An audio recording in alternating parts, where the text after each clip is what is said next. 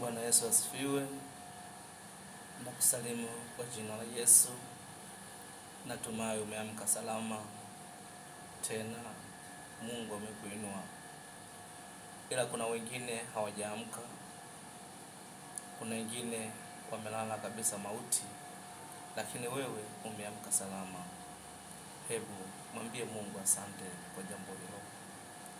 Maana nakumbuka nyakati zile Yesu alipowaambia wanafunzi wake, twendeni mpaka mji wa Betsaida tukamwamshe ndugu yetu Lazaro amelala.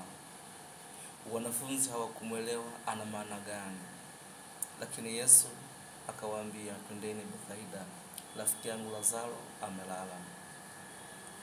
Ndiposa wanafunzi wakamwambia, Bwana, tunajua ya kwamba mtu akiwa hai akilala tafika tamati, ama muda ukifika anaamka mwenyewe.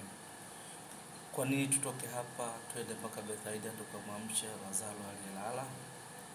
Yesu akawaambia, hamjanielewa maana yangu. Hebu twendeni mpaka Betsaida ndipo mtanielewa. Wanafunzi waling'ang'ania kumwambia, Bwana, tunapoteza muda na mambo mengine mengi. Yesu ndipo akawaambia, Lazaro amefariki. Lazaro amekufa. Lakini nini maana yake? Biblia inasema kwamba kuishi kwetu ni Kristo, kufa ni faida.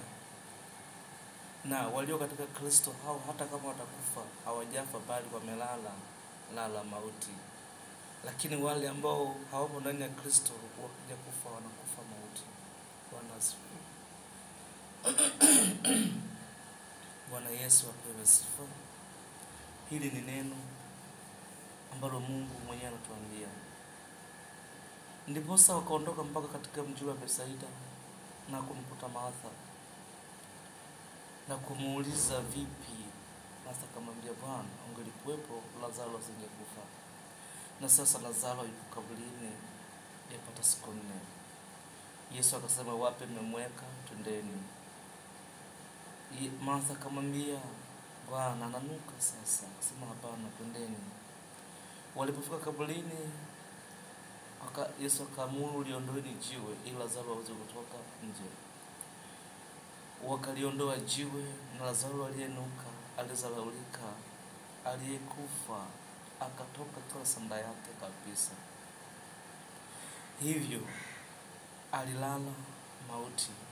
Lakini mahali pengine Biblia inaandika kwamba ugonjwa huu wa mauti, bali kwa utukufu wa Mungu. Ndugu yangu, hata kama unajisikia mnyonge, hebu tumaini Bwana atakuponya asubuhi ya leo ya Jumamosi karimu kabisa. Fanya hivyo, kumwomba Mungu, kumtumikia Mungu, kumwabudu Mungu, yeye atakusaidia. Amen. Na mimi Mungu atakuwa pamoja na wewe daima, usiku na mchana. Na Mungu akubariki. Amen.